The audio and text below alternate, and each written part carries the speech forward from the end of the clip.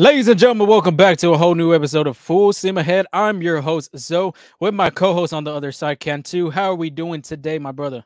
We're doing good. We're doing good. Just get out the courthouse. Had to go get that vehicle registration. I don't know why that ad from 97.9 The Box came to my head as soon as I said that, but it's all good. It's Friday Junior or Friday if you're listening to us uh in the morning. But we're doing good. We're doing good. How about you? Good, hanging in there, like you said. Friday Junior is here. If you're listening to this on Friday morning, happy Friday. Hopefully, you're having a great start to your weekend as Astros baseball's coming up. So, Angel, what do you got going for today? Yeah, we have a jam-packed episode today. Obviously, we'll be talking about Astros Roundup and what's the word or the buzz in West Palm Beach at Cacti, uh, at the new Cacti of the Palm Beaches field. A lot of spring training out updates. Again, we've been seeing some guys get some work in. Those batting practice that are brought to you by Evan Taggart and other uh, media personnel that's over there. That's a little player updates and just what's around, what's cooking in the off season. Like it's a lot going on. Before we start, I need you to look at the bottom of that screen of that moving little train that's right there and follow us on where you get your podcasts and Twitter, Instagram, Threads. I know I was in charge of that, but I haven't posted anything. But um, yeah, so just don't forget to hit that subscribe or follow button, and so start us off. Yeah, so let's start with the Astros Roundup. Skipper updates brought to you from Joe Espada. Espada had talked about Jeremy Pena, and we've talked about it last episode with Robert Flores. Shout out to him for being able to be a Oh part of yeah, that episode with us. But we had talked about Jeremy Pena's new approach at the plate. You see his new batting stance. He has that bat on his shoulder, no wag, no nothing like that until he loads up, maybe a little bit, but they asked Joe Espada what he thinks about Jeremy Pena. He's like, I want Jeremy coming to the ballpark knowing where he's going to hit, and he looks good. So that's a great start to see that Joe Espada likes the new approach Jeremy Pena is doing. And I believe when he's saying, when he comes to the ballpark knowing where he's going to hit, if you remember last year, Angel, I mean, Jeremy Pena was hitting in the 2 hole, he was hitting in the 8 hole, possibly sometimes in the 9 of the batting rotation. And that's what Espada's trying to, set him up in this stacked lineup, I would say, for the Astros, because obviously you got Altuve, you got Bregman, Alvarez, Tucker. I mean, you got a lot of guys in that lineup that can hit. And with Jerry Pena now, you don't know. Maybe you could put him in the 6th spot. Maybe you could put him in the 2 hole. I don't know. What do you think about Pena's potential, I guess, hitting spot in the lineup? I don't know. I'd say you either start him in that 2 hole or even that 6 hole. Just to see. Like I'm leaning more towards the 6 hole just to see where he's at, how he feels comfortable. And then if he gets a little groove going, depending how the other guys are doing at the top, I can see him switching into that 2 hole. But I think Jeremy Pena has a lot to prove since last year, and like we've been saying for a long time, baseball is a game of adjustment. So you know, one little tweak in your batting stance or mechanics could go a long way. So, but to answer your question, I would say more like 6, 7 hole, and then see what he does, and then you go from there. Yeah, I mean, possibly you could see him in the 9 hole. He could be that guy that gets the lineup going back to the leadoff hitter, gets it going again when it goes from the first time around. So I wouldn't be opposed to him being the 9. I don't see him. Why not for him to be in the second spot of that lineup too? Because if you remember in 22 in the postseason, the World Series, etc. I mean, he was hitting pretty good in that 2 spot. So The I'm only not thing, opposed to your idea either. the only thing about the ninth hole, I think that's going to be more like Jake Meyers. And I kind of like Jake Meyers just because of that speed aspect. And I know gonna like touch about it a little bit, but just like Jeremy Pena, Jake Myers has a lot to prove as well. Yeah. They the Astros shown that they trust him to, they claim that he's going to get a lot of reps in center field. They didn't trade him, even though, I think they could have, but they decided to keep him. So I would say Jake Myers would be in that ninth hole. And if you can get a solid season for Jake Myers, it's going all the way for the Astros as well. But again, he has a lot to prove. They're showing confidence of him, and he knows he has Chas McCormick right in his rear view mirror as well. Yeah, I mean, the team has a lot of confidence in Jake Myers.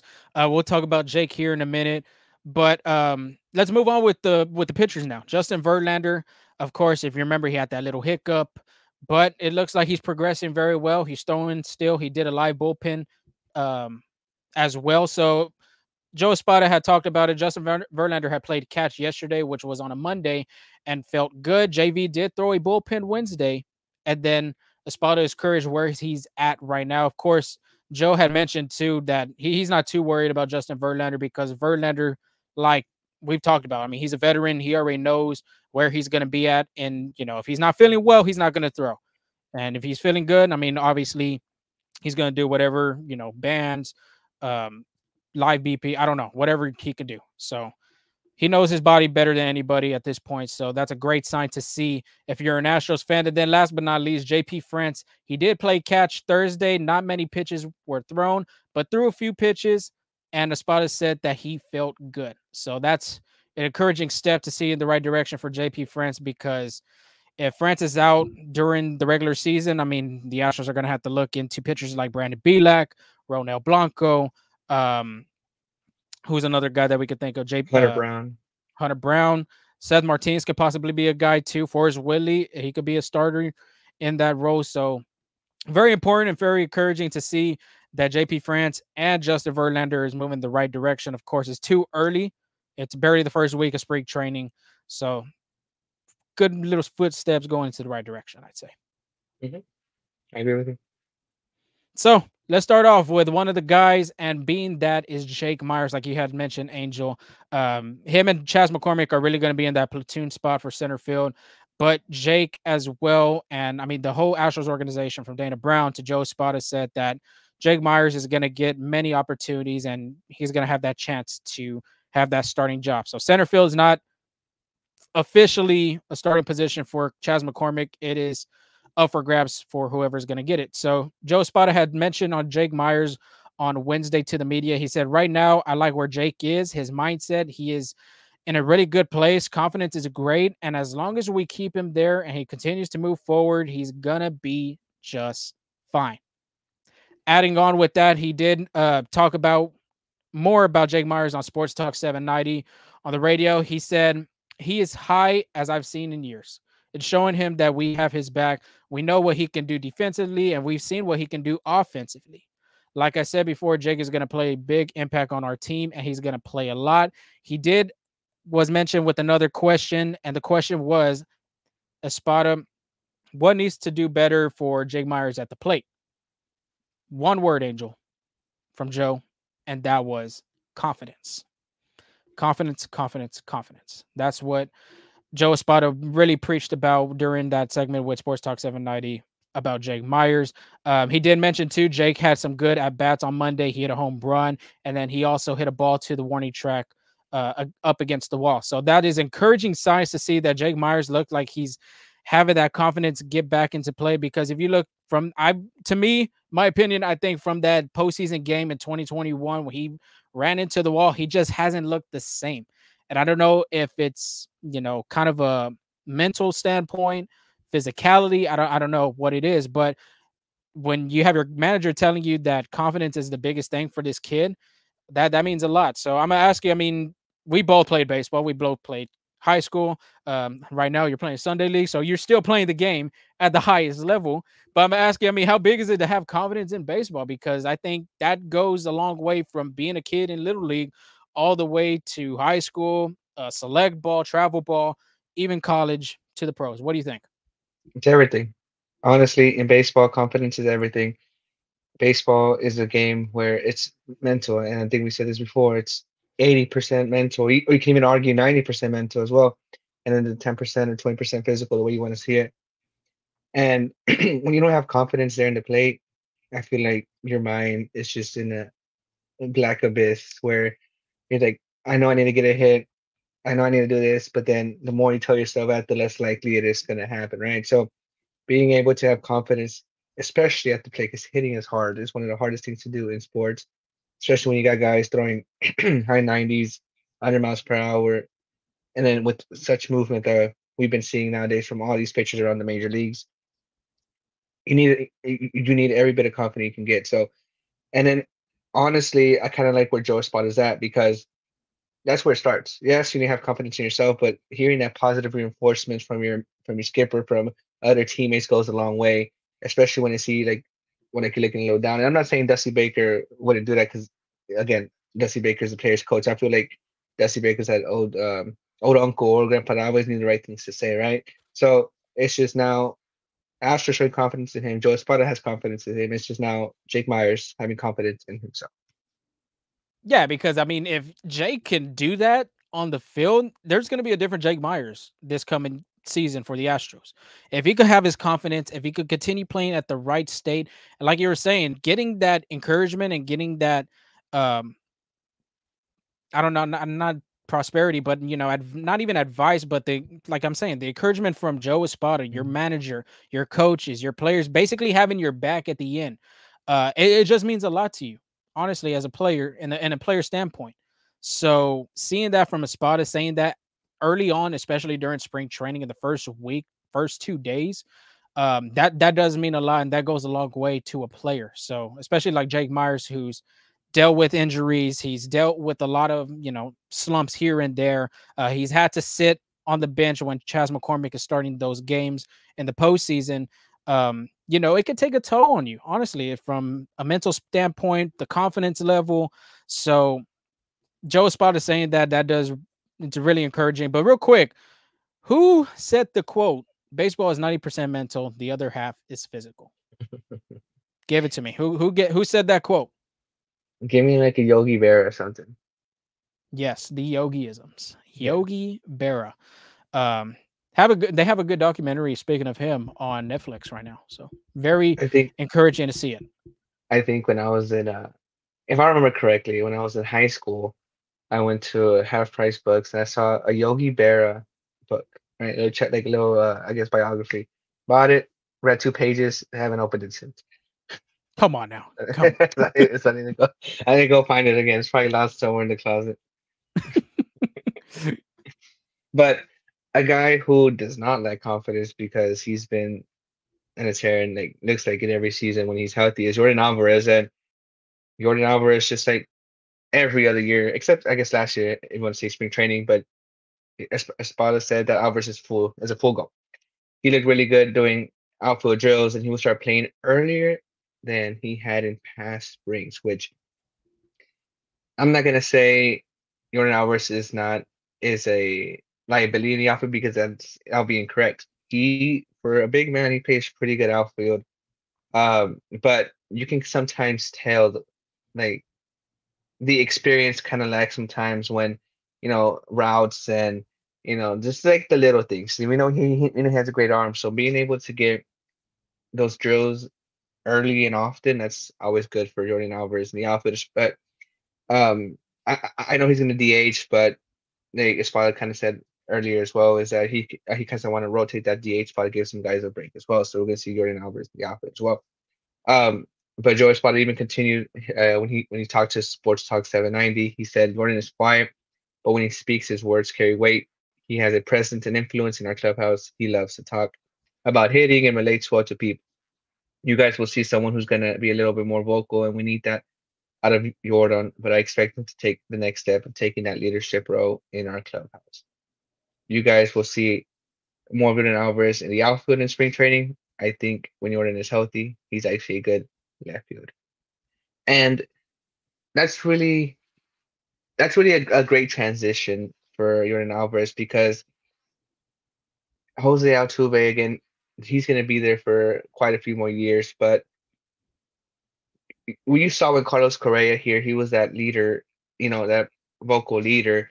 And last year we kind of talked about how that may be like missing, right? Especially when they couldn't win at home and having no one better but Yordan Alvarez to step up.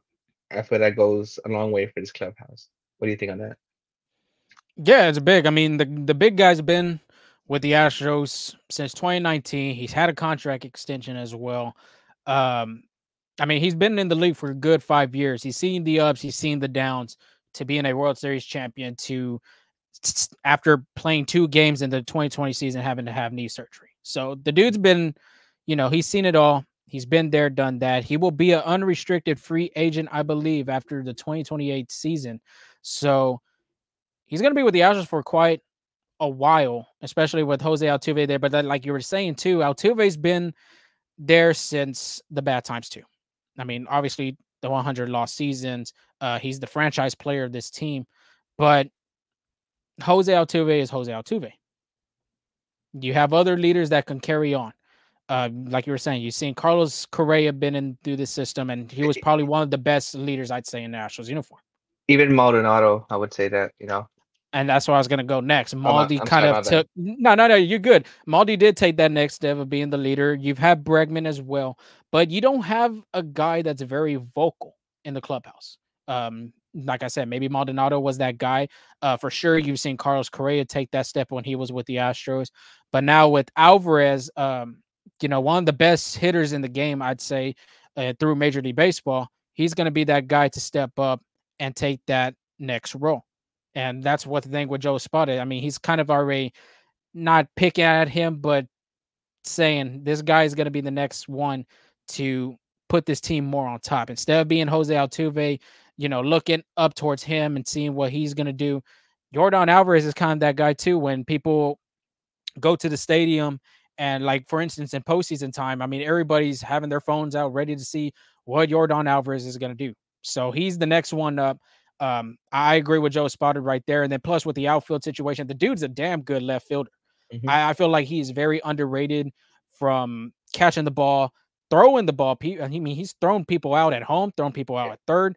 He you has know. the arm to do it. So he's not afraid. Obviously, I know there's a lot of Astro fans out there that are afraid to see him play the field because obviously, if you remember that time when he went to go track a ball in the warning track in left center, he kind of stumbled with the cleats. Yeah, you do see that, but at the same time, too, the greatness in this guy, not just seeing the offensive part, but the defensive part, I think that needs to stand out a little bit more. And I think Yordan Alvarez is going to be able to do that, especially playing in more spring training games Mhm. earlier in March. Yeah, and then again, Minute Park has like advantage of playing Minute Park is he has that short course, so he doesn't have Mhm. to run as often, or the range has to be precise sometimes. But it's more like when you get to like those visitor parks where, like, for example, Glow Light Field is pretty big as well. So just covering that ground. But yeah, early and often spring training is always a good sign for Jordan Alvarez, especially in the outfield. And I think our theme of this show has been guys that have something to improve. I think the only outlier is Jordan Alvarez. We talked about Jake Meyers. Uh, we talked about um, Jeremy Jeremy Pena. Pena, and then Cristian Javier. And I think Robert Flores said it best last this earlier this week is he's gonna be an X factor. He didn't have a good season after that contract extension. So if the Astros want to have success, Christian Javier needs to step up. And what does he do? Well, he lost 15 pounds, comes in a little bit more leaner, and he's hoping that that weight he dropped off, can help with his mechanics that they've seen, happen last season. So it'll be interesting to see when he gets a start. I know you talk about that in a bit, but I want to see maybe like I'm just curious. Was it like like if it was a big mechanical issue or just something very slight? So it'll be like I think when Christian Javier steps in the mound of spring training, yes, it's a spring training game, but eyes are going to be very very close to the mound. Yeah, these spring training games, I mean, of course, they're in the fan aspect, of course, they're boring. They're not, fun to watch, but at the same time, too, you get to see the next generation of players of, in the upcoming. You got prospects trying to fight for a spot. You got actual position players still fighting for a spot as well. These games do mean something, obviously. And then Christian Javier, with him losing the 15 pounds, I think that's huge. I honestly didn't think he added a lot of weight in the last season, but if he dropped 15 pounds and he even said it himself, trying to see if it'll help his mechanics, I think that's great. And the Uh, Astros point of view too, because of the star rotation. I'm just speculating here, but you think it could have been like he would get like a little fatigue, because he was a little heavier, so his arm will start to drag a little bit. He start leaving more stuff out the plate as things go on. Could be, maybe that could be I honestly explanation. think that could have happened too. I honestly think it could have, because obviously, plus he played in the WBC. He played in the World Baseball Classic. So And then they won the World Series that last, 2022. So he only had maybe what 2 3 months to kind of rest, Yeah, not fully recover. So it does take a toll on your arm as a pitcher. yeah, it throws out of bullets for sure. But the X factor part, like Robert Flores said, I honestly think he's going to be the pivotal part of that rotation because, of course, you do have Justin Verlander, which you've seen what he could do. Framber Valdez, you've seen what he can do as well. Obviously, that second half in last year's season wasn't what he wanted, but this year he has something to show. I think the biggest part is going to be Cristian Javier because he did get that contract extension with the Astros.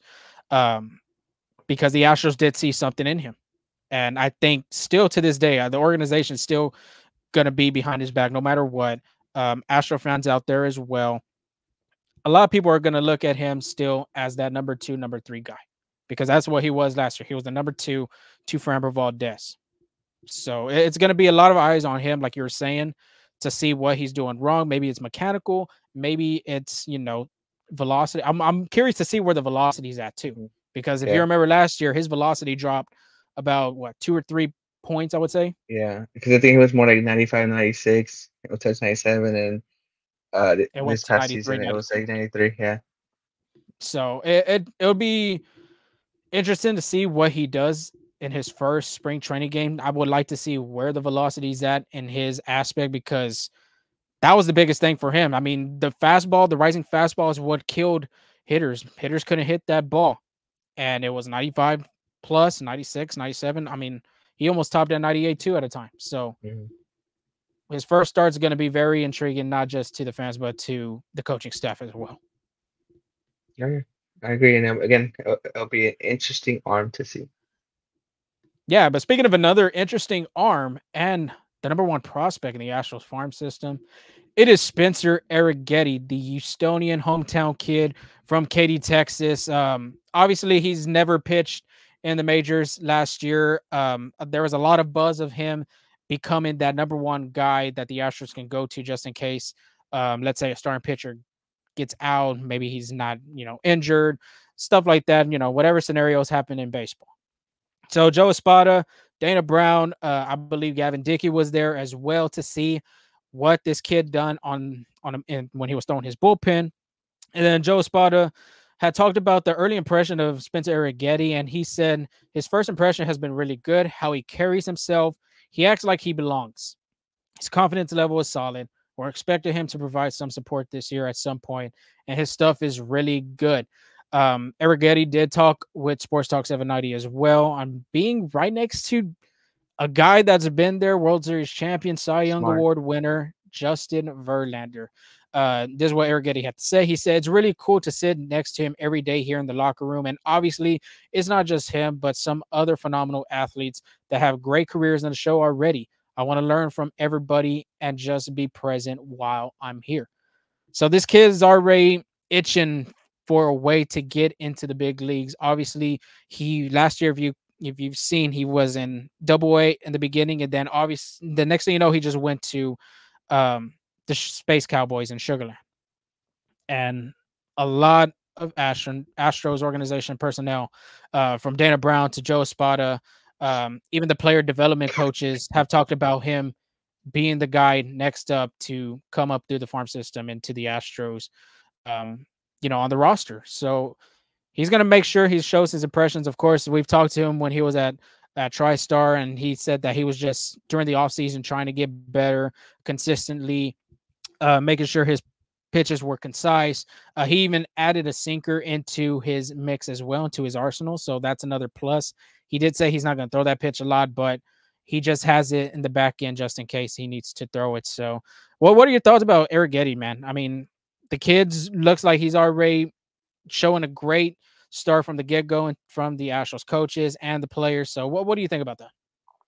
Oh, I think it's great for the Astros. Again, they're still facing some injuries in his first half, and you know, one key thing is that he has confidence in himself. So I think whenever you can do that, no matter what level you are, he's proved he can pitch in Double A. He's proved he can pitch in Triple A, and then there's only one step to prove you can pitch in the major leagues. And I think early indication like seems that way. It's just like He just has to stay true to himself, and I think he can have a honestly, I think he'll have a great impact this year for the Astros. It could be in a bullpen role, starting role early on, but I think he will make his name known to Astros fans this year. Yeah, I think he's gonna be one of those guys that comes up in early, maybe like how JP France had did last year with the whole injury situation, because the Astros did deal with a lot of injuries from their starting depth, and they brought in JP France. I could see the same thing happening maybe in the midsummer, maybe in June, maybe late May, maybe in July. But I do think the Astros will bring in Arrigheti, like you're saying. He could be in a starting role. He can work out the bullpen. I think he's going to have a huge impact on this team early on, and because I mean, you pitchers have never seen him. You saw in the beginning how it worked well for JP France. It does have its pros and cons, but I mean, the pros are kind of like the bright side. What you want to look at, and Absolutely. Arrigheti already has the stuff. Absolutely. So it's going to be interesting what he brings to the table. Of course, we already have the three starters for the first three games of Astros spring training. Ronel Blanco will start Saturday's game against the Washington Nationals, and then there will be two games going on. Um, I believe it's Sunday or Monday, one of those days. I don't have the dates right in front of me, but Hunter Brown will start Sunday split squad game against the St. Louis Cardinals, and Brandon Bielak will start that same day split squad game against the Mets in Port St. Lucie, which I'm very interested to see where Port St. Lucie and West Palm Beach is. Maybe an hour away. Yeah, I'm not too sure. Maybe they got to drive one of those white vans like we had to do in high school. They're probably gonna be flying out. It's Right. absolutely. But sorry, I was searching something up. But it's time to move on to around the horn and baseball's back. Baseball Baseball is is. back. There is the first spring training game debut between the Dodgers and the Padres. And again, I think the Dodgers making all these moves in the offseason and now, right? Dodgers routed the Padres. It was 14-1. I don't know if you saw the game. It was 14-1. The Dodgers scored 8 runs in that first inning, and Joe Musgrove was actually the starter for the game. So again, it's his first start of the spring, so I'm not too worried about Joe Musgrove giving up a lot of runs, but it could be a future sighting of what the Dodgers could do, honestly. Yeah, they got something to prove this year. Um, Last year they got what they got swept, or they're no, they did get swept by the Diamondbacks last year. The year before that, they got swept by the Padres. So they, with the signings of Otani, Yamamoto, the trade from Glass now, um, I mean, this Dodgers team is really stacked, honestly. Like, Yeah, no, absolutely, from top to bottom. And I think they are going to be the team to beat. But they're starting off good this spring. And we kind of talked about this that there's some key free agents that have not been signed, and Tim Anderson agrees on a 1-year deal with the Marlins. To me, this is more like a prove it deal. If he like does good with the Marlins, he'll hit free agency again, trying to get the money he deserves on that end. But the key free agent besides Shohei Ohtani is Blake Snell, and he's still unsigned. Like we said, baseball's back, and he has yet to find a team. I think he was what in the top 20 in the MLB rankings. Blake Snell was I want to say yes. right, and he's Yeah, still he yet was. to, and he was yet to find a team. So I'm sure it'll happen soon. He's gotten an offer from the Yankees actually, and the Angels and Giants are still looming. They're still in talks. I don't know. I don't know. Things are just speculating there.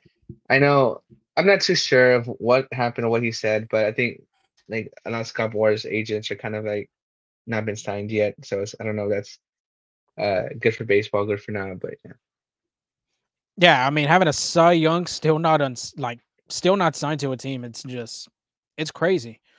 But at the same time, too, he does want to show what he's worth. He wants money, what he's going to want. do, You know, do, and he do you has the think that's right to that. do you think that's good for baseball, or bad for baseball that Blake Snell is still yet to be signed? I think it's bad for baseball, but as a player standpoint, I think it's good for the players because, like I said, I mean they want to get paid what they worth. And Mhm. Blake Snell coming off a Cy Young Award winning season with the Padres, and then plus, I mean, he's a two-time guy. I mean, he shows what he's worth. He's been to the World Series with the Rays. He's been a true ace at a time. I think he's trying to tell these teams like, hey, that's not going to be enough, and I'm not going to sign that amount of money that I don't want and what I'm worth. So for baseball, yes, it's a bad thing to look at, but at the same time too for the players, it's good for them to stand their ground and show these teams what they're worth. Absolutely. And then speaking of like free agents, Cody Bellinger, Jordan Montgomery, JD Martinez, and Matt Chapman are still unsigned as well, joining Blake Snell. Who do you think out of besides Blake Snell, like oh you know what? I guess you can include Blake Snell. Like out of all these free agents we just named, who do you think signs first on the team? I'm down to two. Jordan Montgomery is an interesting one because if you've kind of loomed with the Red Sox and see what they're doing, everybody's been vocal over there from Rafael the Devers. player. Yes, exactly. The superstar player on that team, Rafael Devers, to a Hall of Fame player that's going to be in the Hall of Fame for the Red Sox this coming year, Dustin Pedroia. A lot of players have been kind of vocal about their standpoint of where their team wants to be. And they have a point. I mean, if a pitcher like that, like Montgomery, a World Series champion right there, you seen what he's done in the postseason, he's still on the market and you're not going to have a push to at least attempt to try to sign him. And the funny thing is too, he's been working out in Boston this past offseason. Yeah. I think he's been working at Boston College, I want to say. Yeah, and So he's from the South Carolina too, so not too far. the East Coast. So I want to say Jordan Montgomery, but I'm leaning towards Cody Bellinger more because the Cubs, if the Cubs sign Bellinger, I would say they're the number one team in that Central. But if Yeah, the 'cause they got Cubs don't yeah. get, yeah, and the Cubs don't get Bellinger, I don't think they're the number one team there. And with Who do you think number Bellinger one team? for the Central, Yeah, I would say the Cardinals, but I'm leaning towards the Reds. I'm leaning towards the Reds. I could see that. But Gigantes. Cody Bellinger though, like I think he'll be the first one off the board just for the fact that I feel like he's itching to play. I mean, I'm pretty sure like all these players have been doing their off-season regimen and getting ready for spring training, but a guy like Bellinger that did really well with the Cubs and where the Cubs are right now, they have the potential to be the number one team in the Central. Like I said, with Corbin Burns being gone with the Brewers, I feel like the Central's up for grabs, and Bellinger would be a great addition for the Cubs. No, I agree with you, and I know they signed David Peralta, and I think they signed somebody else. I forgot their names, like his name on top of my head, but like you said, they're pretty stout. They have a pretty good solid middle infield as Mhm. well, and they got some pop. They got Ian Happ in there too. Their pitching was pretty good. They had Justin Steele, and I think I'm blanking on one other name that was pretty good from there. I think that was the number two guy, but they have a good squad, and I agree with you. I think if they do bring back Cody Bellinger, that is a playoff team. Again, I don't see the Brewers doing that well this year again.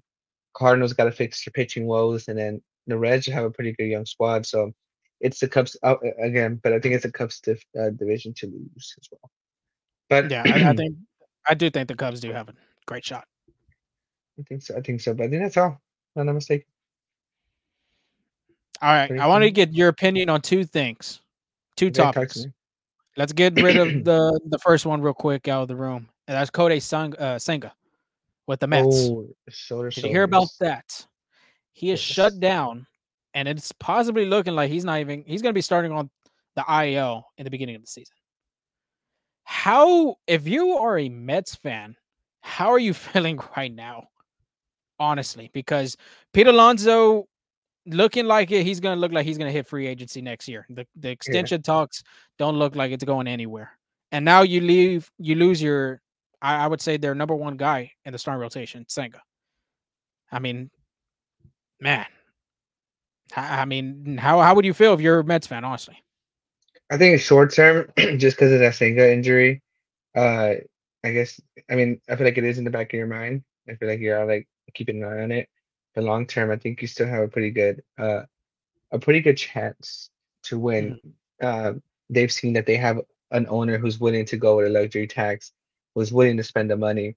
So I wouldn't be surprised if, say, for example, Senga's out for a good, healthy amount of time, and there's still a free agent pitch out there. I don't think it wouldn't come out to me of a surprise if Cohen comes out and opens up his wallet and brings it. So long term, I'm not too worried just because, again, I don't think they're trying to go over the luxury tax, but they've shown that they're not scared of it either. So it's just like, so I think long, like short term, yeah, it's unfortunate that Cody's saying, and I agree with you that is their number one guy is hurt, but I think yes, you do got Peter Alonso, but uh, I'm sure this will be contenders for years to come. So real quick, projected starting rotation for the Mets. It was I was Kodai looking for it. Senga, Jose Quintana, Luis Severino, Adrian Hauser, Tyler McGill. You have a lot of guys with something to prove there. Uh, Luis Severino is going to be the interesting one for me. See if he could get back to himself like how he was with New York. He was that true dominant ace for the Yanks, and now he's looks like right now the ace, the open day starting pitcher looks like it's up for grabs at this point. Nothing against all those other pitchers that I name, but mhm. Kodai Senga was the ace starting for the Mets. Okay, and I guess that makes the Luis Severino signing even a lot more greater now. Yeah. And then last but not least, like we had talked about 2 episodes ago about the new uniforms. A lot of Yeah. players have been talking about it. They even got MLBPA, the Players Association now is getting into the Ooh. mix. And they have mentioned, let me see on my phone because I just saw the tweets um, just pulled up. Isn't the Union shirt says, seat? Oh, go ahead. Go ahead. Go it ahead. says, real quick, Union says players confirm pants are see through, calls on league to fix before opening day. If you look at these jerseys and the uniform, like they said with the pants, that's not a good look. The jerseys, it don't even look like they have stitching. You even sent me a tweet the other day of a player's name almost wrapped in a circle. Oh yeah, yeah. Yes, What is going on? Why is there a need for the change of these jerseys? and I think you can see the jersey tucked in, like the little outline on it through the front, right? Yeah. So that's not a good look. It's not a good look at all. But I I think wonder I just do wonder though, what was the reasoning behind changing the jerseys? Like I do understand, yes, that players want to play comfortable and things like that, but at the same time too, if they're gonna want to play comfortable, then don't mess up with the stitching. Why change the curve of the name of their last name on the back and make it look like it's gonna be fit into a circle? beats me. Maybe money could be Could be a money issue. Even profit. the Yeah. embroidery on the stitching, it doesn't look like a patch that was stitched. It Mm-mm. looks kind of It's like like the a iron on, right? yeah, like one of those iron-on stickers So or what's more patches. expensive, the embroidered patch or the iron on spread? Come on now. No, no, no. Well, that just speaks to my point of it could be about money. Like, Oh yeah, like that's why I agree with you on that. That's why you're saying what's, yeah, more expensive. Obviously, it's gonna be the embroidery, but yeah. just takes me back to that episode of Seinfeld. I really encourage you to watch Seinfeld if you've never watched it. I know the little beat, little theme song, like where it would go to commercial, but because my mom would watch it every now and then, but I never sat down and There's watched an it. there's an episode though that George talks about changing the uniforms to cotton, and then next thing you know, yeah, you got to watch the episode. It's Okay. probably one of the funniest I'd say. So if y'all haven't watched Seinfeld, I recommend y'all too as well. But that is the end of our show. Episode 160 are in the books. Angel, you have anything to say before we sign off? Yes. Again, look at that moving letters down there. Follow us wherever you get your podcast, Twitter, Instagram, TikTok, YouTube. You know, what I want you to do is go to open up your Twitter, search up Full Steam Ahead, and click the little button, little bell to get notified whenever we tweet. We'll get you the updates on Astros and things around that surround the Astros as well. Yeah, most definitely. And like he said too, subscribe to this YouTube channel as we're still building it up. But until then, y'all have a safe weekend. Astros baseball, the first game starts this Saturday, so go check it out. Give us your reports. Give us what you're thinking, what looks good, what looks bad. We'll all talk about it next week. But until then, y'all stay safe and have a good weekend.